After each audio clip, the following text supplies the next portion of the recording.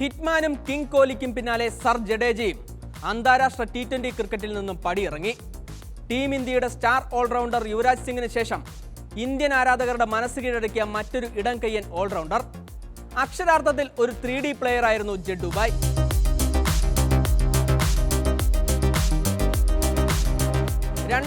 ൽ വിരാട് കോഹ്ലിയുടെ നേതൃത്വത്തിൽ അണ്ടർ-19 ലോകകപ്പ് നേടിയ ഇന്ത്യൻ സ്ക്വാഡിൽ ജഡേജ ഉണ്ടായിരുന്നു. അതേ വർഷം പ്രഥമ IPL കിരീടം സ്വന്തമാക്കിയ രാജസ്ഥാൻ റോയൽസിലും ജഡേജ ഭാഗമായിരുന്നു.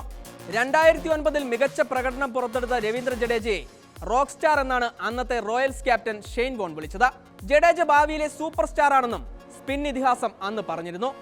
2009 തന്നെ ജഡ്ഡു ഇന്ത്യക്കായി അരങ്ങേറി.